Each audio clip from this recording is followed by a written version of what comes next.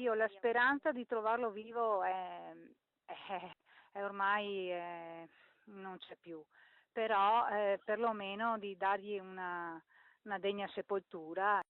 Era il 22 giugno 2018, al telefono Monica Ghirardo si diceva ormai rassegnata all'idea di non poter più riabbracciare il padre, Giocondo, ottantenne di Vittorio Veneto, scomparso 15 giorni prima nella zona di Ospitale di Cadore, ma allo stesso tempo la donna esprimeva la volontà di ritrovarlo per avere una tomba su cui piangere. E in questi 9 mesi Monica non si è mai arresa, insieme al marito ha ripercorso ogni giorno quei sentieri e questa mattina proprio la coppia ha trovato in mezzo ad un bosco, fuori sentiero in località Pescoltre, una valle laterale della Val Tovanella verso Ospitale di Cadore, il corpo che sembra appartenere al padre.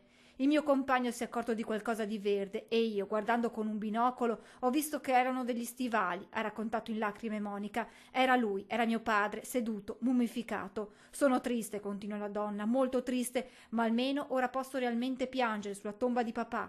Papà ha voluto farsi ritrovare da me, era con lo sguardo rivolto verso le montagne, come volesse chiedere aiuto.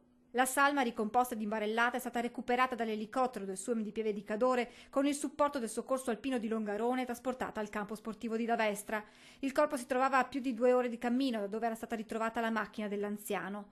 Giocondo Ghirardo lo scorso 8 giugno si era recato ad Ospitale di Cadore per raccogliere lumache. La sua auto era stata recuperata ai piedi della salita che conduce a Rio Nero. Subito dopo la scomparsa, centinaia di persone, tra cui diversi volontari, avevano partecipato alle ricerche in un'area molto vasta, ma dell'anziano nessuna notizia.